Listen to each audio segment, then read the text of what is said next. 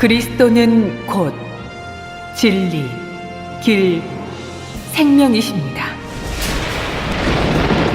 지금부터 말세의 그리스도, 전능하신 하나님의 말씀을 들으시겠습니다.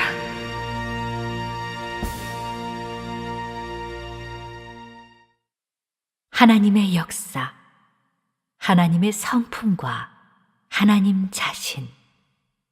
1.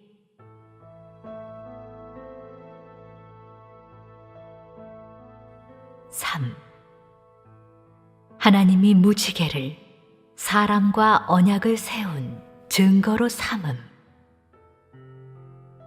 창세기 9장 11절에서 13절. 내가 너희와 언약을 세우리니 다시는 모든 생물을 홍수로 멸하지 아니할 것이라.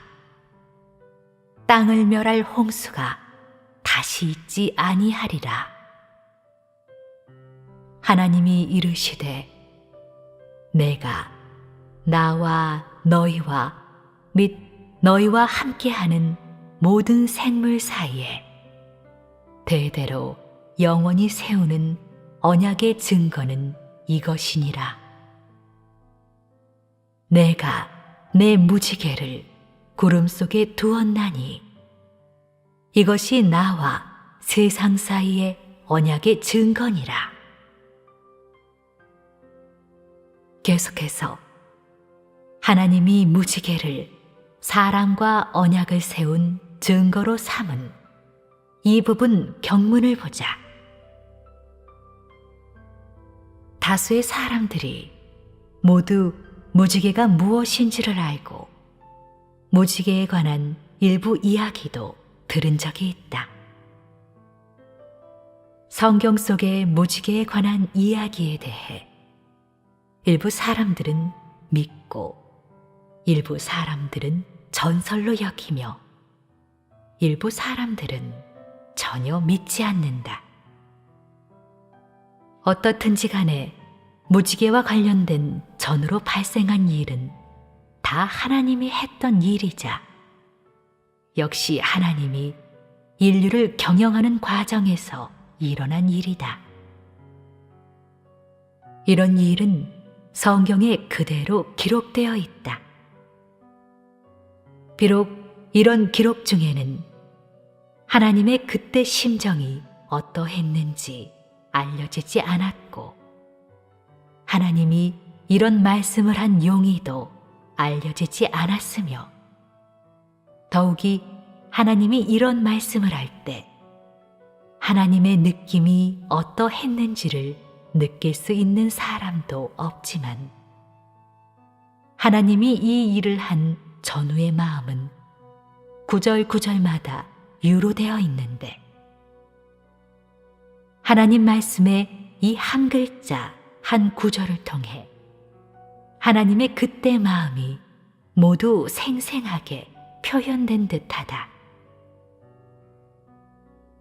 하나님의 마음은 인류가 가장 관심을 가져야 하고 인식해야 할 바이다. 왜냐하면 하나님의 마음과 하나님에 대한 사람의 요해는 밀접히 관련되어 있고 하나님에 대한 사람의 요해는 또한 사람의 생명 진입에 없어서는 안 되는 하나의 고리이기 때문이다. 그럼 이런 일들이 일어난 과정에서 하나님의 마음은 또한 어떠했겠는가? 본래 하나님이 창조한 인류, 하나님이 보기에 아주 좋았던 인류, 하나님과 아주 친근했던 인류는 하나님을 거역한 후 한 차례 홍수로 멸절되었다. 이런 인류가 순식간에 사라졌는데 하나님이 가슴 아프지 않았겠는가? 당연히 가슴 아팠다. 그가 가슴 아파한 것이 어디에서 표현되었는가? 성경에는 어떻게 기술되었는가? 그것은 바로 경문에 내가 너희와 언약을 세우리니 다시는 모든 생물을 홍수로 멸하지 아니할 것이라. 땅을 멸할 홍수가 다시 있지 아니하리라고 기록된 것이다. 이 한마디 간단한 말씀에서 하나님의 마음이 유로되었는데, 그때 세상을 멸한 것에 대해 그가 아주 가슴 아파했다는 것이다. 사람의 말로 말하면 그가 아주 슬퍼했다는 것이다. 우리가 상상할 수 있다. 홍수로 세상을 멸한 후 원래 생기가 넘치던 땅이 어떻게 되었는가? 원래 인류가 가득했던 땅이 어떻게 되었는가? 인적이 없고 생물이 없으며 가는 곳마다 물이고 수면 위는 온통 어지러웠다. 이런 광경이 하나님이 세상을 창조한 본의이겠는가? 틀림없이 아니다. 하나님의 본의는 온 땅에 생기가 넘치고 그가 창조한 인류가 그에게 경배하는 것을 보려는 것인데, 최소한 노아 한 사람만이 그를 경배하는 것이 아니고 노아 한 사람만이 부르심을 받아 그의 부탁을 완성하는 것도 아니다. 인류가 사라지는 순간 하나님이 보게 된 것은 그가 보려고 했던 본의가 아니라 정반대였는데, 하나님의 마음이 어찌 아프지 않을 수 있었겠는가? 그러므로 그가 그의 성품을 유로한 동시에 그의 심정을 표현한 동시에 한 가지 결정을 내렸는데, 어떤 결정인가? 바로 구름 속의 무지개로, 주, 우리가 본 무지개로 사람과 언약을 세우고, 하나님이 다시는 홍수로 인류를 멸하지 않을 것을 약속하는 동시에 또 사람에게 하나님이 전에 홍수로 세상을 멸한 적이 있음을 알려주어 사람으로 하여금 하나님이 왜 이런 일을 했는지를 영원히 기억하게 하는 것이었다. 그때 세상을 멸한 것은 하나님이 원했던 것인가? 틀림없이 하나님이 원했던 것이 아니다.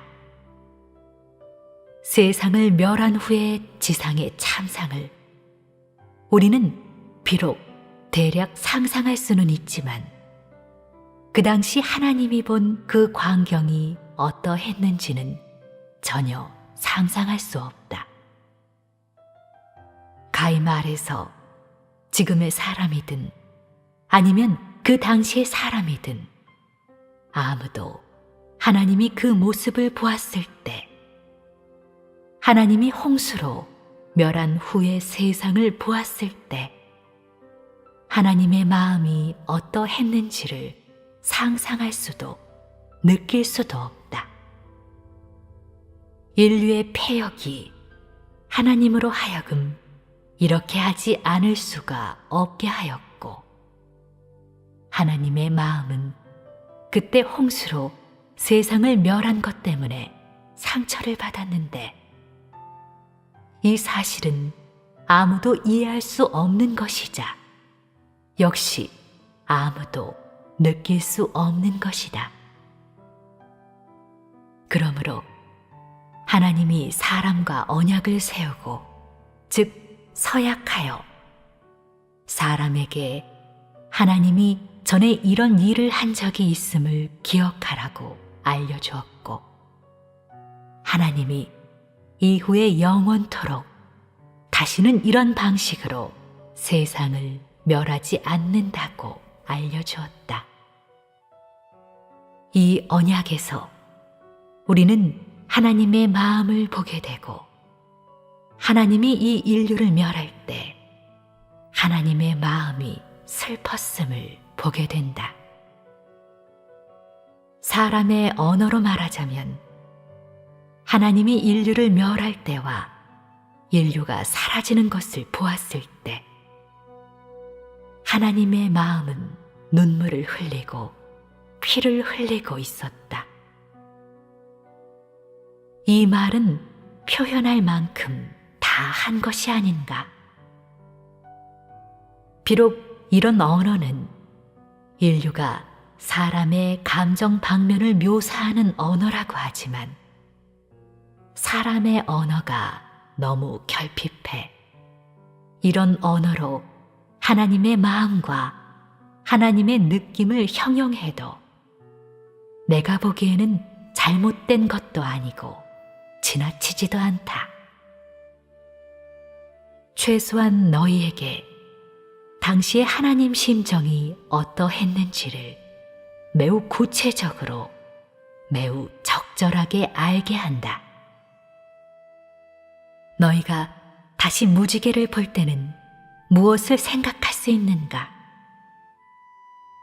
최소한 하나님이 전에 홍수로 그 세상을 멸한 것 때문에 슬퍼한 적이 있음을 생각할 수 있고, 하나님이 비록 이 세상을 증오하고 이 인류를 증오하였지만 친히 만든 인류를 멸할 때 하나님의 마음은 아프고 포기하기 어려웠고 어쩔 수 없었고 참기 어려웠던 것임을 생각할 수 있다.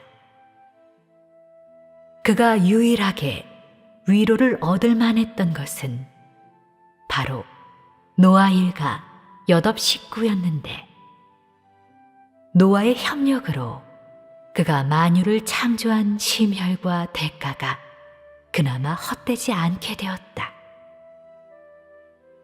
이것은 하나님이 마음 아픈 끝에 유일하게 그의 상처를 메울 수 있었던 일이다.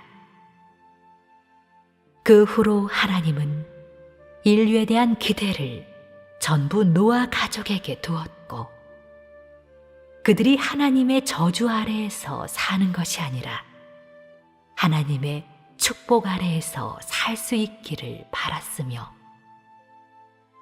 그들이 하나님이 홍수로 세상을 멸하는 것을 다시 보지 않기를 바랐고, 또한 그들이 회멸되지 않기를 바랐다.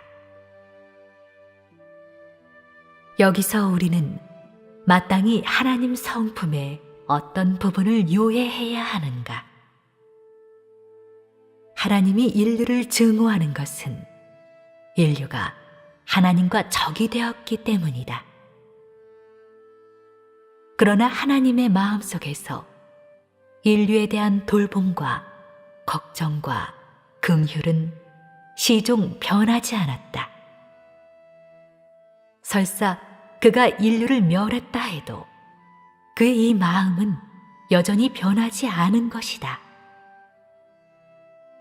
인류가 폐괴로 가득 차고 어느 지경에 이르기까지 하나님을 거역했을 때 하나님은 그의 성품, 그의 실질로 인해 그의 원칙에 따라 이 인류를 멸하지 않을 수가 없었다.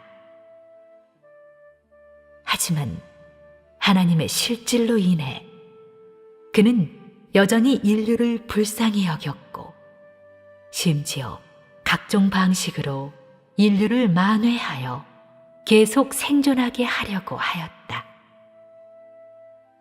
하지만 사람이 하나님과 대립하고 계속 하나님을 거역하고 하나님의 구원을 받아들이지 않았는데, 즉 하나님의 호의를 받아들이지 않은 것이다.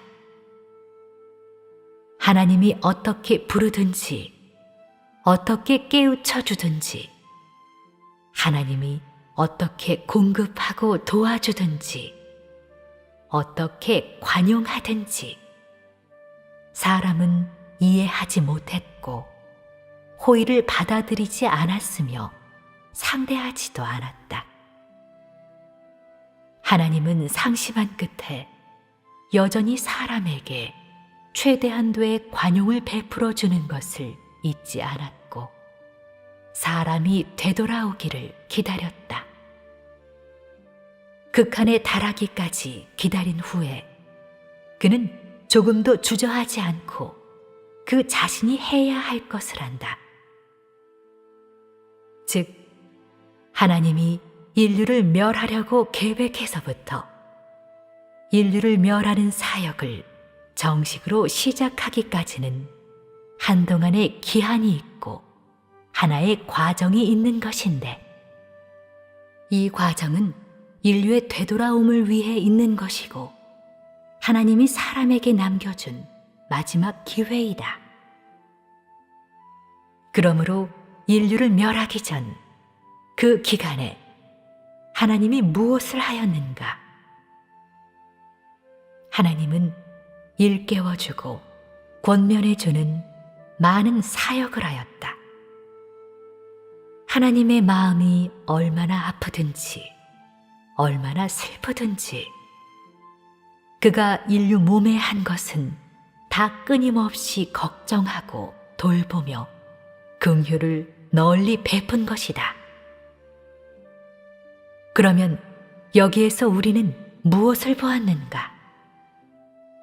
의심할 바 없이 우리는 인류에 대한 하나님의 사랑은 진실한 것이고 말로만 하는 것이 아니라 실제적인 것이며 만질 수 있고 느낄 수 있는 것이며 거짓이 없고 뒤섞임이 없고 기만이 없고 가식이 없음을 보았다.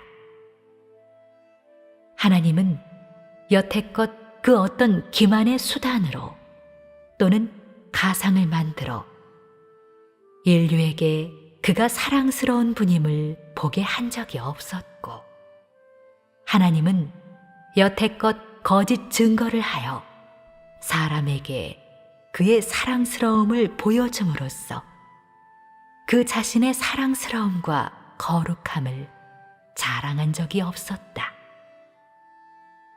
그러면 하나님의 이 방면의 성품은 사람이 사랑할 만한 가치가 있지 않는가?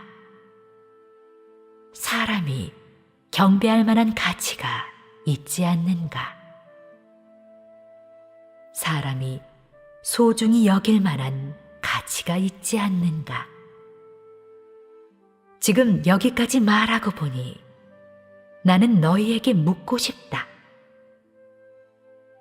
이런 말을 들은 후 너희 생각에는 하나님의 위대함이 지상 공문인가?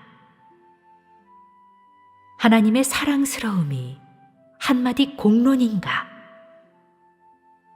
아니다. 틀림없이 아니다.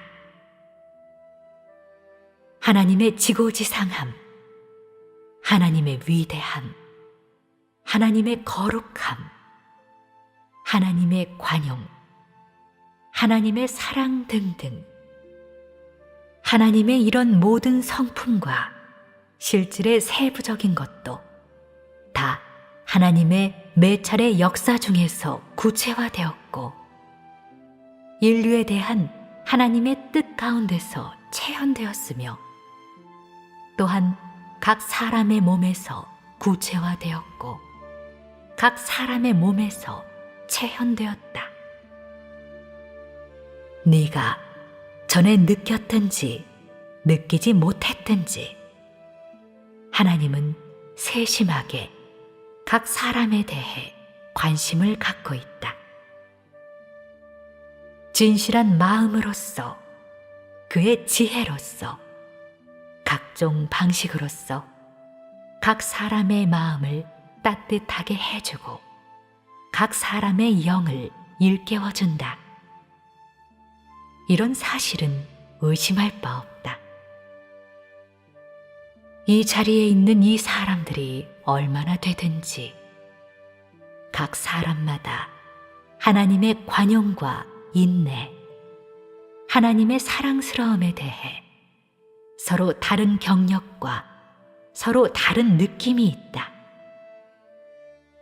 하나님에 대한 이런 경력 또는 하나님에 대한 이런 느낌이나 인지, 어쨌든 이런 긍정적인 것은 다 하나님에게서 온 것이다. 그러므로 하나님에 대한 각 사람의 경력과 인식을 종합하고 또 이런 성경 단락에 대한 오늘의 해독에 결부시키면 너희는 하나님에 대해 더욱 진실하고 더욱 적절한 인식이 있지 않겠는가? 이 이야기를 읽어보고 이 사실 가운데서 유로한 하나님의 일부 성품을 요해하게 된 후 너희는 하나님에 대해 또 어떠한 새로운 인식이 있게 되었는가? 너희에게 하나님과 하나님의 마음에 대해 더 깊은 요해가 있게 할 수 있는가? 지금 다시 노아의 이야기를 보면 다른 느낌이 있지 않는가? 만약 너희의 뜻대로라면 이런 성경 장절을 내놓고 교통할 필요가 없지 않겠는가? 지금 이렇게 교통하니 너희는 이런 말씀을 교통하는 것이 필요하다고 느껴지는가? 필요하겠지. 비록 읽은 것은 이야기이지만 하나님이 전에 했던 사역의 진실한 기록이다. 나는 너희에게 이런 이야기의 세부를 요해하고 이 인물의 세부를 요해하게 하려는 것이 아니고 이 인물을 연구하게 하는 것도 아니며 더욱이 너희로 하여금 다시 되돌아가 성경을 연구하게 하는 것도 아니다. 알겠는가? 그러면 이런 이야기는 너희가 하나님을 알아가는데 도움이 되는가? 이 이야기에서 하나님에 대한 너희의 요해에 또 어떤 것이 더해졌는가? 홍콩 교회의 형제 자매들이 말해봐라. 하나님의 사랑은 폐괴된 그 어떤 인류도 구비하지 못한 것임을 보게 되었습니다. 한국 교회의 형제 자매들이 말해봐라. 사람에 대한 하나님의 사랑은 진실하신 것입니다. 사람에 대한 하나님의 사랑에는 하나님의 성품을 띠고 있고 하나님의 위대함, 거룩함, 지고지상함과 하나님의 관용을 띠고 있습니다. 이런 이야기를 통해 우리에게 이는 다 하나님의 성품임을 더욱 느낄 수 있게 하는데 우리가 더 깊이 깨달을 만한 가치가 있습니다. 방금 전의 교통에서 한 방면으로는 하나님의 공의롭고 거룩한 성품을 보게 되었고 인류에 대한 하나님의 그런 걱정, 사람에 대한 하나님의 긍휼, 그리고 하나님께서 하신 매사마다 하나님의 매 하나의 마음과 생각마다 사람에 대한 하나님의 사랑과 걱정이 유로되고 있다는 것도 보게 되었습니다. 이전에는 하나님께서 홍수로 세상을 멸하신 것은 인류가 어느 한 지경에까지 사악해졌기 때문이고 마치 하나님께서 이 인류를 혐오하여 멸하시게 된 것 같다고 인식했었습니다. 오늘 하나님께서 노아의 이야기를 하시고 하나님의 마음에 피를 흘리고 있었다고 말씀하시고 나서야 사실은 하나님께서 이 인류를 아까워하신 것임을 알게 되었습니다. 인류가 너무 패역하기 때문에 하나님께서 마지못해 인류를 멸하신 것이지, 사실 그때 하나님의 마음도 매우 괴로운 것이었습니다. 여기에서 하나님의 성품에는 인류에 대한 돌보심과 걱정이 있음을 보게 되었습니다. 이것은 이전에 인식하지 못했던 것입니다. 이전에는 하나님께서 인류가 너무 사악해 멸하셨다고 여겼었습니다. 이런 겉면의 인식만 있습니다. 아주 좋다. 계속 말해봐라. 들은 후 저는 느낀 것이 아주 많습니다. 이전에도 성경을 본 적이 있었지만 여태껏 오늘처럼 하나님께서 직접 이런 것을 해부해 사람에게 하나님을 알게 하신 효과를 얻은 적이 없었습니다. 하나님께서 이렇게 우리를 이끌고 함께 성경을 보시니 저는 사람이 폐기되기 전에 하나님의 실질은 인류에 대해 사랑이고 돌보심임을 알게 되었습니다.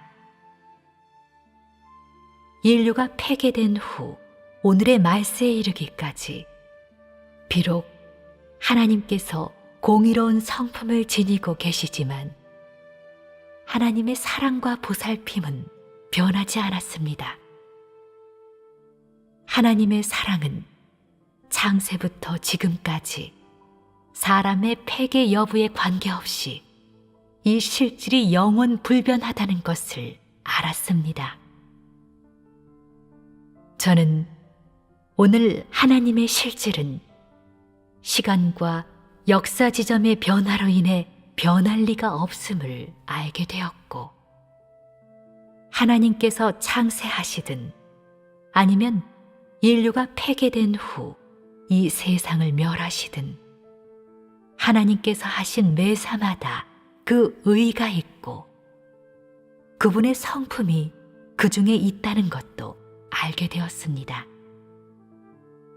그러므로 저는 하나님의 사랑이 한량없음을 보게 되었고, 금방 다른 형제 자매들이 언급한 바와 같이 하나님께서 세상을 멸하실 때 인류에 대한 돌보심과 긍휼도 보게 되었습니다.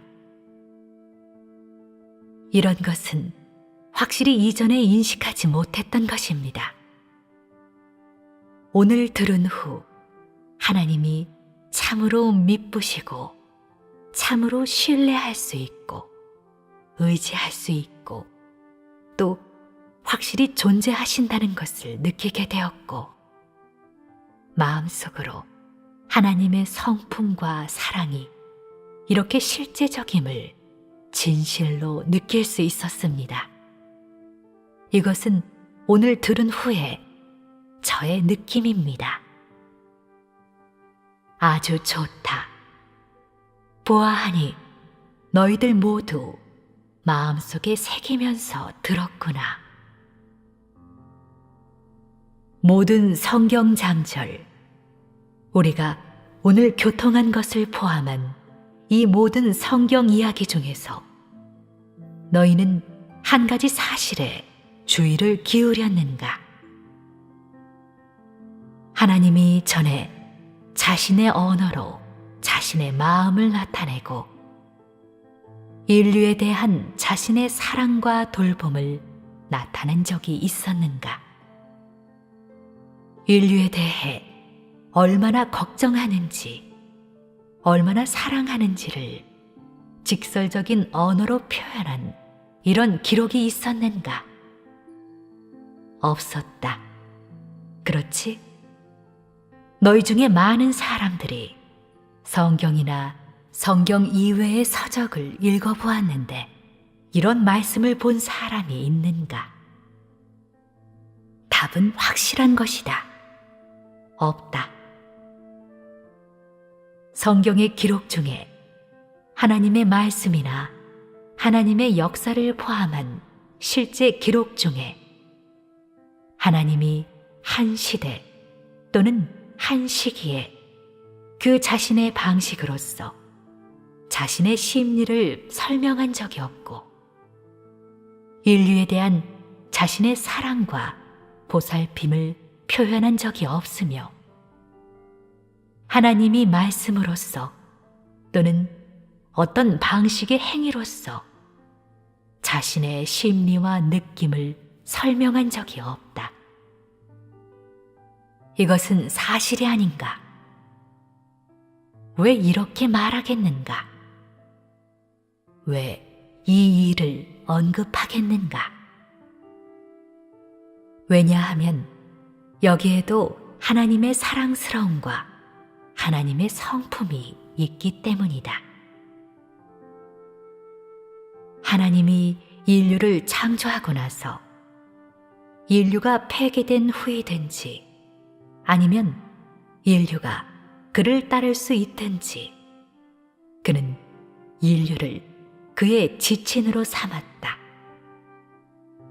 즉, 인류가 말하는 가장 친한 사람으로 삼은 것이지 장난감으로 삼은 것이 아니다. 비록 하나님이 자신이 조물주이고 인류는 피조물이라고 한 이 말씀은 듣기에는 등급의 차이가 좀 있는 것 같지만 사실상 하나님이 인류를 위해 한 모든 것은 이 관계를 훨씬 뛰어넘었다. 하나님이 인류를 사랑하고 인류를 돌보고 인류를 걱정하며 그가 끊임없이 인류에게 공급하고 있는 것까지 포함해 그의 마음속에서 여태껏 별개의 일이라고 여긴 적이 없고 여태껏 이것이 공로가 매우 큰 일이라고 여긴 적도 없다. 그는 인류를 구원하고 인류에게 공급하고 모든 것을 베푸는 것이 인류에게 매우 큰 공헌을 하는 것이라고 여긴 적도 없다. 그는 그저 그 자신의 방식으로서 그 자신의 실질과 그의 소유소시로서 이렇게 묵묵히 조용히 인류에게 공급하고 있을 뿐이다. 사람이 그에게서 얼마나 많은 공급과 도움을 얻었든지 그는 사람에게 공을 바라는 어떠한 생각이나 행동도 없다. 이것은 하나님의 실질로 결정되는 것이고 바로 하나님 성품의 진실한 나타냄이기도 하다. 그러므로 우리는 성경에서든 아니면 어떠한 서적에서든 하나님이 자신의 마음을 표현한 것을 발견하지 못했고 하나님이 사람이 감지덕지하도록 사람이 그를 찬미하도록 사람에게 자신이 왜 이렇게 하는지 왜 이렇게 인류를 보살피는지를 서술하거나 설명한 것도 발견하지 못했다. 심지어 그가 슬퍼할 때, 극도로 마음이 아플 때에도 그는 인류에 대한 책임을 잊지 않았고 인류에 대한 걱정도 잊지 않았으며 오히려 스스로 이런 슬픔과 아픔을 묵묵히 이겨냈다. 반대로 그는 늘 예전과 같이 이렇게 인류에게 공급하고 있다. 설령 인류에게 항상 하나님을 찬미하거나 하나님을 간증하는 표현들이 있을지라도 이것은 하나님이 사람에게서 받아낸 것이 아니다. 왜냐하면 하나님은 사람에게 잘 대해준 것으로 그에 대한 사람의 감사나 보답을 바꾸려고 한 적이 없기 때문이다. 그러나 하나님을 경외하며 악에서 떠날 수 있고 진실로 하나님을 따를 수 있는 그 사람들, 그의 말씀을 잘 듣고 그에게 충성할 수 있는 그 사람들, 그에게 순복할 수 있는 그 사람들은 오히려 항상 하나님의 축복을 받는데, 이 축복은 하나님께 있어서 아낌없으며 게다가 사람이 하나님에게서 얻는 축복은 항상 사람의 상상을 뛰어넘고 또한 사람이 한 것이나 사람이 치른 대가로 바꿔올 수 있는 것을 뛰어넘는다. 사람이 하나님의 축복을 누릴 때 하나님이 무엇을 하고 있는지 아랑곳하는 사람이 있는가? 하나님의 마음이 어떠한지 관심을 갖는 사람이 있는가? 하나님이 받은 아픔을 느끼는 사람이 있는가? 정확하게 말해서 없다. 노아를 포함해 인류가 그때의 하나님의 아픔을 느낄 수 있는가? 하나님이 왜 이런 언약을 세워야 했는지 느낄 수 있는가? 느낄 수 없다. 사람이 하나님의 아픔을 느낄 수 없는 것은 사람이 하나님의 아픔에 닿지 못해서가 아니고 하나님과 사람이 거리가 있거나 지위상의 차이가 있어 초래된 것이 아니라 사람이 하나님의 어떠한 느낌에도 전혀 관심을 갖지 않기 때문이다. 사람은 하나님이 독립적인 분이니 하나님께는 사람의 관심, 이해, 배려가 필요 없다고 여기며 하나님은 하나님이기 때문에 그에게는 아픔이 없고 희로애락이 없고 그가 괴로워할 리가 없고 슬퍼할 리도 없고 심지어 눈물을 흘릴 리도 없다고 여기며 그가 하나님이기 때문에 그 어떤 감정상의 표현도 필요 없고 그 어떤 감정상의 위로도 필요 없고 만약 어떤 상황에서 그에게 이런 것이 필요하면 스스로 해결할 것이니 사람의 협조가 필요 없다고 여긴다.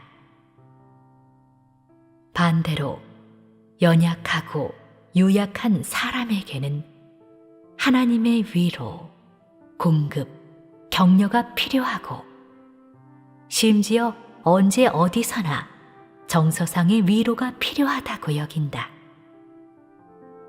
사람의 마음 깊은 곳에는 이런 것이 숨겨져 있다. 즉, 사람은 약자이니 하나님의 온갖 보호가 필요하고 마땅히 하나님에게서 오는 모든 보살핌을 받아야 하고 하나님에게서 자신이 얻어야 할 어떤 것이든 받아내야 하며 하나님은 강자이고 전부를 가지고 있으니 마땅히 사람의 수호자이고 축복자여야 하고 그는 어차피 하나님이기에 능력이 뛰어나 사람에게서 또 뭘 얻을 필요가 없다는 것이다. 사람은 하나님의 어떤 유로에 대해서도 거들떠보지 않기 때문에 하나님의 슬픔과 고통 그리고 하나님의 기쁨을 전혀 느끼지 못한다. 그러나 사람의 모든 표현은 하나님의 안중에 손금 보듯 하다. 하나님은 언제 어디서나 각 사람의 필요를 공급하고 있고 각 사람 마음의 변화를 관찰하고 있으며 이로써 각 사람을 위로하고 권면하고 있으며 각 사람을 인도하고 빛비춰 주고 있다. 사람이 하나님이 사람 몸에 한 이 모든 것과 사람 몸에 치른 모든 대가를 대함에 있어서 성경 속에서 혹은 오늘날의 하나님의 모든 말씀에서 하나님이 사람 몸에서 무엇인가 받아내려고 한다는 명확한 말씀을 찾아볼 수 있는가? 없다. 반대로 사람이 아무리 하나님의 마음을 아랑곳하지 않아도 하나님은 여전히 계속 사람을 인솔하고 계속 사람에게 공급하고 사람을 도와주어 하나님에게서 하나님이 사람에게 예비해 준 아름다운 귀속을 얻도록 하나님의 도를 준행하게 한다. 하나님께 있어서는 그의 소유소시, 그의 은혜, 그의 긍휼, 그의 모든 상을 그를 사랑하고 따르는 그 사람들에게 조금도 남김없이 베풀어준다. 하지만 그는 그가 받은 아픔, 그의 마음을 여태껏 사람에게 드러낸 적이 없고 또한 하나님은 여태껏 그를 이해해주지 않고 그의 뜻을 요해하려고 하지 않는 그 어떤 사람도 원망한 적이 없다. 그는 단지 묵묵히 이 모든 것을 감당하고 사람이 깨달을 수 있는 그날을 기다리고 있을 뿐이다. 여기에서 내가 왜 이런 말을 하겠는가? 이런 말에서 너희는 또 무엇을 보았는가? 하나님의 실질, 하나님의 성품에 사람이 가장 쉽게 소홀히 하는 것이 있는데 사람들이 여기는 위인, 좋은 사람을 포함해 그 어떤 사람의 몸에나 사람의 상상 속에 하나님에게도 구비되지 않고 오직 하나님 몸에만 구비되어 있는 것이다. 이것은 무엇인가? 그것은 바로 하나님의 무사이다. 무사에 대해 언급할 때 너는 아마 너도 아주 무사하다고 여길 것이다. 그것은 네가 너의 자식을 대할 때 전혀 옴니암니캐지도 않고 따지지도 않거나 너의 부모를 대할 때도 무사하다고 여기기 때문이다. 네가 어떻게 여기든지 최소한 너는 무사, 이 단어에 대해 하나의 개념이 있는데 무사라는 이 단어는 긍정적인 것이고 하나의 무사한 사람이 되는 것은 매우 고상한 것이라고 여긴다. 만약 네 자신이 무사함에 달할 수 있다면 자신이 아주 위대하다고 여긴다. 하지만 아무도 만물 중에서 인사물 중에서 하나님의 역사 중에서 하나님의 무사함을 볼 수 없는데 이것은 무엇 때문인가? 그것은 사람이 너무나 이기적이기 때문이다. 왜 이렇게 말하겠는가? 사람이 물질 세계에서 살면서 비록 하나님을 따르고 있지만 하나님이 어떻게 너에게 공급하는지, 하나님이 어떻게 너를 사랑하는지, 하나님이 어떻게 너를 걱정하는지를 영원히 볼 수도 느낄 수도 없다. 네가 본 것은 무엇인가? 본 것은 너와 혈연 관계가 있고 너를 사랑하는 그 사람이고 혹은 너를 아끼는 그 사람이며, 본 것은 너의 육체에 유리한 그런 것들이며, 관심을 가지는 것은 자신이 좋아하는 사람이고 자신이 좋아하는 것인데, 이것이 바로 사람의 소위 무사이다. 바로 이렇게 무사한 사람이 여태껏 자기에게 생명을 베풀어준 하나님에 대해 관심을 가진 적이 없는 것이다. 하나님과 비하면 사람의 무사는 이기적이고 비열한 것이 되었다. 사람이 여기는 무사는 공허하고 비실제적이며 뒤섞임이 있고 하나님과 부합되지 않고 하나님과 무관한 것이다. 사람의 무사는 사람 자신을 위한 것이지만 하나님의 무사는 하나님 실질의 진실한 유로이다. 바로 하나님의 무사로 말미암아 사람은 하나님에게서 끊임없는 공급을 얻게 되는 것이다.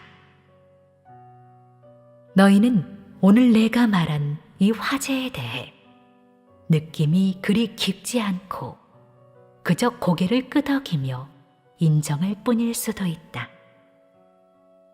그러나 네가 마음속으로 하나님의 마음을 느낄 때 너는 부지중에 이 세상에서 네가 느낄 수 있는 인사함을 중에서 오직 하나님의 무사만이 진정한 것이고 아주 실제적인 것임을 발견할 것이다. 왜냐하면 너에 대한 하나님의 사랑만이 조건이 없고 흠이 없는 것이며 하나님 외에 어떤 사람의 소위 무사도 다 거짓이고 표면의 것이며 진실한 것이 아니고 목적과 존심이 있는 것이며 거래하고 있는 것이고 시련을 이겨낼 수 없는 것이며 더욱이 가히 말해서 더럽고 비열한 것이기 때문이다. 이 말을 너희는 인정하는가? 나는 이런 화제들이 너희에게 있어서 아주 생소하여 한동안의 쌓임이 있어야만 너희가 진정 깨달을 수 있다는 것을 알고 있다. 너희가 생소하다고 여기는 문제일수록, 생소하다고 여기는 화제일수록 너희의 마음속에 결핍한 화제임을 증명한다. 만약 이런 화제를 내가 영원토록 언급하지 않는다면 너희 중에 조금이라도 인식할 수 있는 사람이 있는가? 나는 너희가 영원토록 인식하지 못할 거라고 여기는데 이것은 틀림없다. 너희가 얼마나 깨닫고 얼마나 인식할 수 있든지 간에 어쨌든 내가 말하는 이런 화제는 사람에게 가장 결핍한 것이고 사람이 가장 잘 인식해야 할 바이다. 이런 화제는 각 사람에게 있어서 아주 중요하고 지극히 귀중한 보물이자 생명이며 너희가 앞으로 걸어야 할 길에서 반드시 갖추어야 하는 것이다. 만약 이런 말씀을 인도로 삼지 않고 하나님 성품에 대한 너의 인식이 없고 하나님의 실질에 대한 너의 인식이 없다면 너의 마음속에서 하나님에 대해 영원토록 물음표를 갖고 있을 것이다. 네가 전혀 하나님을 요해하지 않는데 어떻게 하나님을 잘 믿을 수 있겠는가? 네가 전혀 하나님의 희로애락을 모르고 하나님의 뜻을 모르고 하나님의 마음도 모르고 하나님이 무엇을 생각하는지도 모르고 하나님이 어떤 일로 슬퍼하고 어떤 일로 기뻐하는지도 모르는데 어떻게 하나님의 마음을 생각할 수 있겠는가? 매번 하나님이 슬퍼할 때 하나님이 마주한 것은 전혀 그를 아랑곳하지 않는 인류이고 마주한 것은 그를 따르고 입으로는 그를 사랑한다고 말하면서 전혀 그의 어떠한 느낌도 아랑곳하지 않는 인류인데 그의 마음이 어찌 괴롭지 않을 수 있겠는가? 하나님의 역사 경영 중에서 비록 하나님이 진실하게 각 사람을 향해 역사하고 말씀하며 조금도 남김없이 조금도 숨김없이 사람과 대면하지만 이와 정반대로 그를 따르는 각 사람은 다 그를 향해 봉한 것이고 주동적으로 그를 가까이 하고 주동적으로 그의 마음을 요해하고 그의 느낌을 이해하려는 사람이 없다. 심지어 하나님의 지기로 되고 싶어하는 그 사람들도 그를 가까이 하려 하지 않고 그의 마음을 생각하려 하지 않으며 그를 요해하려 하지 않는다. 하나님이 기뻐할 때, 즐거워할 때 그의 즐거움을 그와 함께 나누는 사람은 아무도 없으며 하나님이 사람에게 오해받을 때 그의 아픈 마음을 위로해드리는 사람은 아무도 없으며 그의 마음이 아픔을 느낄 때 그가 털어놓는 것을 들어주기를 원하는 사람은 아무도 없다. 이 몇천 년 동안의 하나님의 역사 경영 중에서 하나님의 희로애락을 요해하는 사람이 아무도 없고 하나님의 희로애락을 이해하고 느끼는 사람이 아무도 없고 더욱이 하나님의 곁에서 함께하며 그의 희로애락을 그와 함께 나누는 사람이 아무도 없어. 하나님은 외로웠다. 하나님은 외로웠다. 하나님의 외로움은 폐기된 인류가 그와 대립되기 때문만이 아니라 더욱이 영적인 것을 추구하고 하나님을 알아가기를 추구하고 하나님을 요해하기를 추구하는 그 사람들, 심지어 그를 위해 일생을 바치기를 원하는 사람까지도 그의 마음을 모르고 그의 성품을 요해하지 않고 그의 희로애락을 요해하지 않기 때문이다. 노아의 이 이야기 끝부분에서 우리는 하나님이 보통 때와 다른 방식으로서 그의 그때 심정을 표현한 것을 보았는데 이 방식은 아주 특별하다.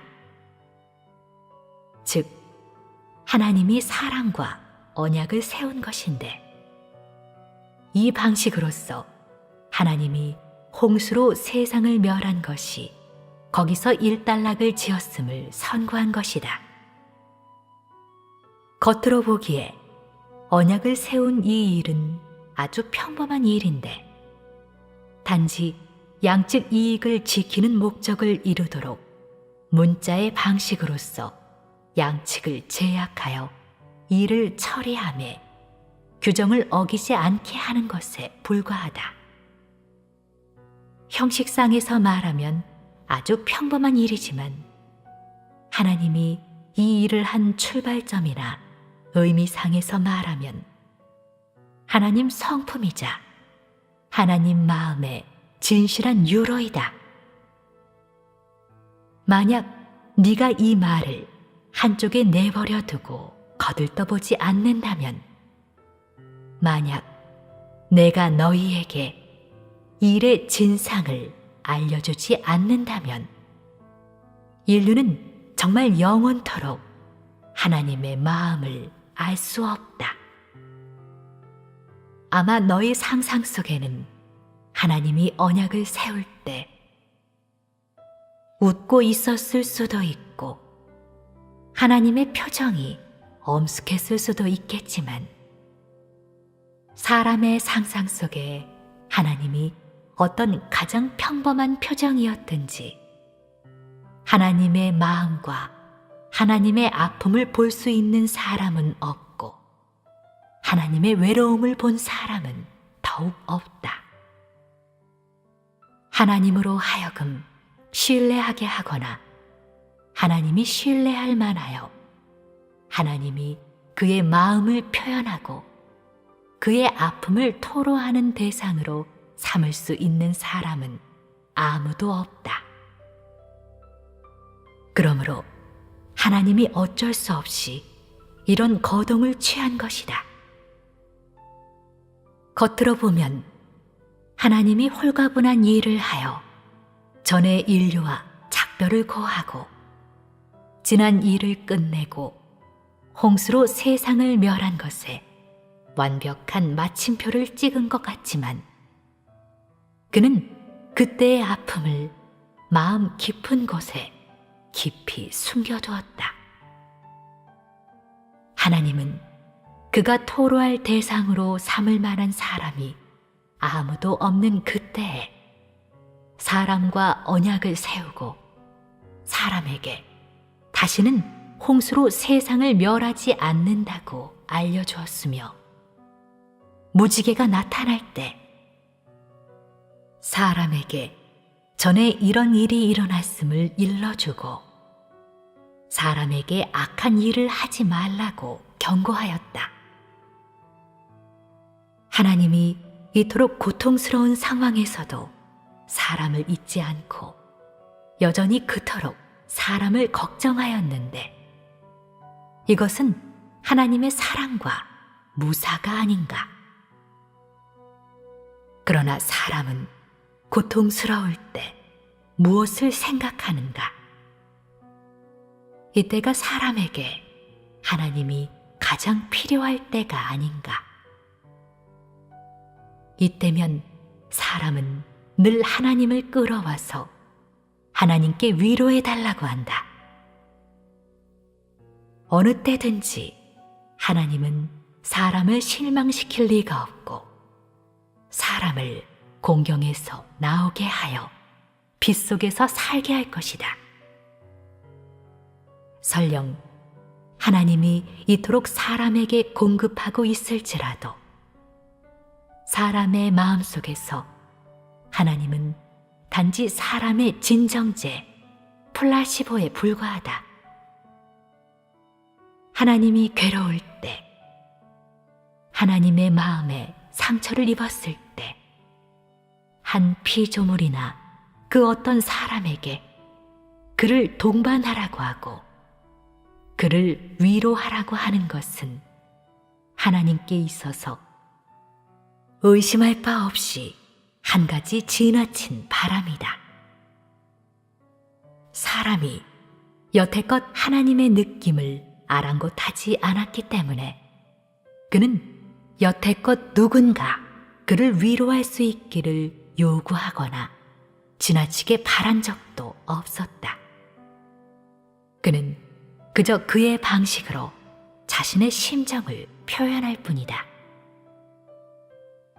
사람이 보기에는 하나님이 고통을 좀 받는 것은 아무것도 아닌 것 같다.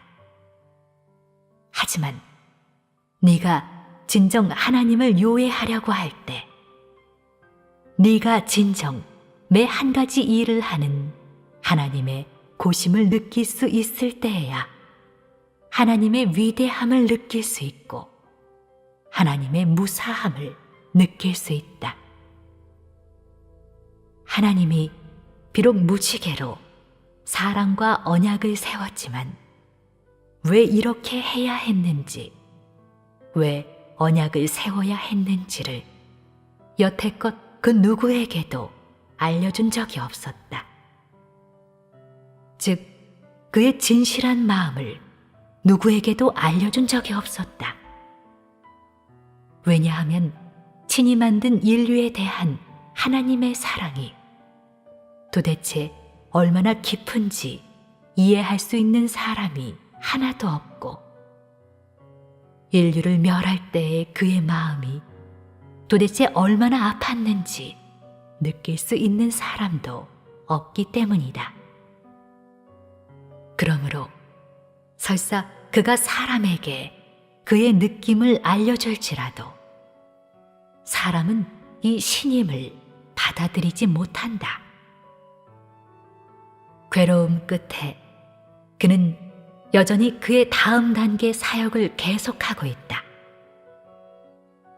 하나님은 언제나 가장 좋은 그 일면, 가장 아름다운 것을 다 사람에게 베풀어주고 자신은 오히려 묵묵히 모든 고통을 참고 있다. 그러나 하나님은 여태껏 이런 고통을 공개적으로 선포한 적이 없고 묵묵히 참고 기다렸다. 하나님이 참는 것은 냉혹함도 아니고 무감각함도 아니고 부득이함도 아니고 한 가지 나약한 표현도 아니라 하나님의 사랑과 실질이 본래부터 무사해서이다. 이것은 그의 실질과 성품의 자연적 유로이자 역시 참된 조물주의 하나님의 신분의 진실한 체현이다. 여기까지 말하면 어떤 사람들은 나의 뜻을 오해할 것이다. 하나님의 심정을 이토록 자세하게 감동적으로 말씀하는 것은 일부러 사람에게 하나님을 동정하라는 것인가? 이런 뜻이 있는가? 없습니다. 내가 이런 말을 하여 달하려는 유일한 목적은 바로 너희에게 더욱더 하나님을 요해하고 하나님의 세부적인 부분을 요해하고 하나님의 희로애락을 요해하게 하는 것이며 하나님의 실질과 하나님의 성품은 실제적으로 하나하나씩 그의 역사 중에서 표현되는 것이지 사람이 공론과 글귀 돌이나 상상으로서 묘사해내는 것이 아님을 요해하게 하는 것이다. 다시 말하면 하나님과 하나님의 실질은 실제적으로 존재하는 것이지 그림이 아니고 상상도 아니며 사람이 지어낸 것도 아니고 더욱이 사람이 꾸며낸 것도 아니다. 너희는 지금 이 점을 인식했는가? 너희가 만약 인식했다면 내가 오늘 한 이런 말들이 효과에 달한 것이다. 우리가 오늘 세 개의 제목에 대해 말했는데 나는 각 사람마다 이 세 개의 제목의 교통에서 모두 수확이 아주 클 거라 생각한다. 확실히 말해서 이 세 개의 제목에서 내가 말한 하나님의 마음이나 내가 언급한 하나님의 성품과 실질이 하나님에 대한 사람의 상상과 인식을 뒤집었고 심지어 하나님에 대한 모든 사람의 믿음까지 뒤집었으며 더욱이 모든 사람의 마음속으로 앙망하던 그 하나님의 형상을 뒤집었다. 어떻든지 간에 나는 너희가 성경의 이 세 부분의 장절에서 알게 된 하나님의 성품이 너희에게 있어서 모두 도움이 되는 것이기를 바라고, 또 너희가 돌아간 후 다시 잘 상고해 보기를 바란다. 오늘 집회는 여기서 마치겠다. 짜이젠.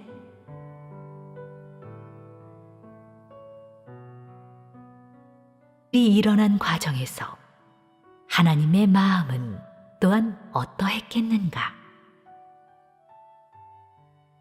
본래 하나님이 창조한 인류, 하나님이 보기에 아주 좋았던 인류, 하나님과 아주 친근했던 인류는 하나님을 거역한 후 한 차례 홍수로 멸절되었다. 이런 인류가 순식간에 사라졌는데 하나님이 가슴 아프지 않았겠는가? 당연히 가슴 아팠다. 그가 가슴 아파한 것이 어디에서 표현되었는가? 성경에는 어떻게 기술되었는가? 그것은 바로 경문에 내가 너희와 언약을 세우리니 다시는 모든 생물을 홍수로 멸하지 아니할 것이라. 땅을 멸할 홍수가 다시 있지 아니하리라고 기록된 것이다.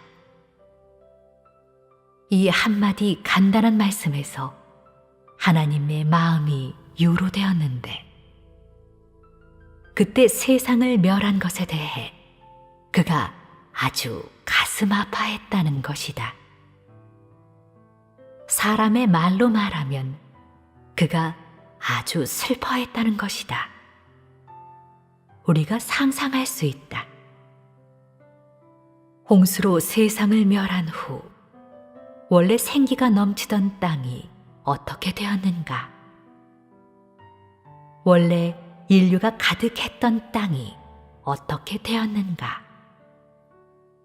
인적이 없고 생물이 없으며 가는 곳마다 물이고 수면 위는 온통 어지러웠다.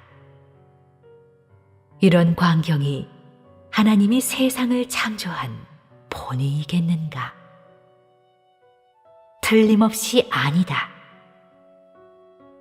하나님의 본의는 온 땅에 생기가 넘치고 그가 창조한 인류가 그에게 경배하는 것을 보려는 것인데, 최소한 노아 한 사람만이 그를 경배하는 것이 아니고 노아 한 사람만이 부르심을 받아 그의 부탁을 완성하는 것도 아니다.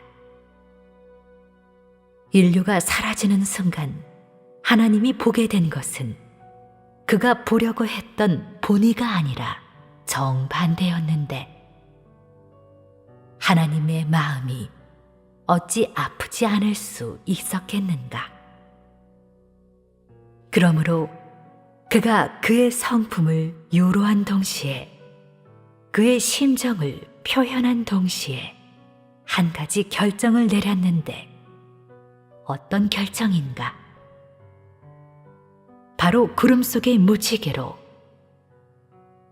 주, 우리가 본 무지개로 사람과 언약을 세우고, 하나님이 다시는 홍수로 인류를 멸하지 않을 것을 약속하는 동시에 또 사람에게 하나님이 전에 홍수로 세상을 멸한 적이 있음을 알려주어 사람으로 하여금 하나님이 왜 이런 일을 했는지를 영원히 기억하게 하는 것이었다. 그때 세상을 멸한 것은 하나님이 원했던 것인가? 틀림없이 하나님이 원했던 것이 아니다도 들은 적이 있다. 성경 속의 무지개에 관한 이야기에 대해 일부 사람들은 믿고 일부 사람들은 전설로 여기며 일부 사람들은 전혀 믿지 않는다. 어떻든지 간에 무지개와 관련된 전으로 발생한 일은 다 하나님이 했던 일이자 역시 하나님이 인류를 경영하는 과정에서 일어난 일이다. 이런 일은 성경에 그대로 기록되어 있다. 비록 이런 기록 중에는 하나님의 그때 심정이 어떠했는지 알려지지 않았고 하나님이 이런 말씀을 한 용의도 알려지지 않았으며 더욱이 하나님이 이런 말씀을 할 때 하나님의 느낌이 어떠했는지를 느낄 수 있는 사람도 없지만 하나님이 이 일을 한 전후의 마음은 구절구절마다 유로되어 있는데 하나님 말씀의 이 한 글자 한 구절을 통해 하나님의 그때 마음이 모두 생생하게 표현된 듯하다. 하나님의 마음은 인류가 가장 관심을 가져야 하고 인식해야 할 바이다. 왜냐하면 하나님의 마음과 하나님에 대한 사람의 요해는 밀접히 관련되어 있고 하나님에 대한 사람의 요해는 또한 사람의 생명 진입에 없어서는 안 되는 하나의 고리이기 때문이다. 그럼 이런 일들이 그리스도는 곧 진리, 길, 생명이십니다. 지금부터 말세의 그리스도, 전능하신 하나님의 말씀을 들으시겠습니다.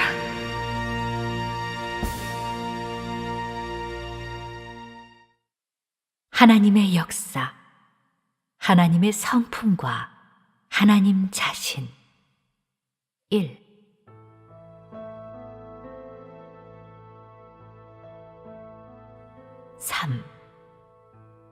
하나님이 무지개를 사람과 언약을 세운 증거로 삼음. 창세기 9장 11절에서 13절. 내가 너희와 언약을 세우리니 다시는 모든 생물을 홍수로 멸하지 아니할 것이라.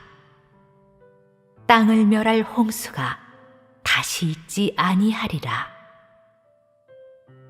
하나님이 이르시되 내가 나와 너희와 및 너희와 함께하는 모든 생물 사이에 대대로 영원히 세우는 언약의 증거는 이것이니라. 내가 내 무지개를 구름 속에 두었나니 이것이 나와 세상 사이의 언약의 증거니라. 계속해서 하나님이 무지개를 사람과 언약을 세운 증거로 삼은 이 부분 경문을 보자. 다수의 사람들이 모두 무지개가 무엇인지를 알고 무지개에 관한 일부 이야기, 세상을 멸한 후의 지상의 참상을 우리는 비록 대략 상상할 수는 있지만 그 당시 하나님이 본 그 광경이 어떠했는지는 전혀 상상할 수 없다.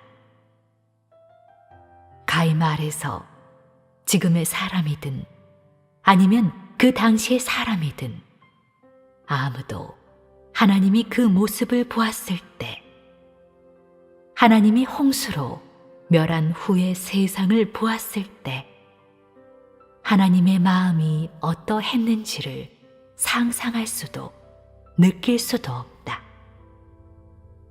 인류의 폐역이 하나님으로 하여금 이렇게 하지 않을 수가 없게 하였고, 하나님의 마음은 그때 홍수로 세상을 멸한 것 때문에 상처를 받았는데, 이 사실은 아무도 이해할 수 없는 것이자 역시 아무도 느낄 수 없는 것이다.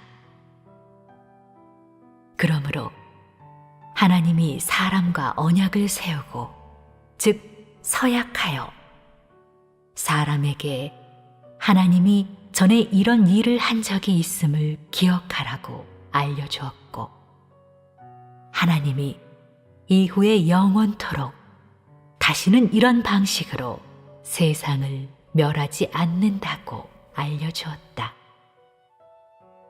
이 언약에서 우리는 하나님의 마음을 보게 되고, 하나님이 이 인류를 멸할 때 하나님의 마음이 슬펐음을 보게 된다.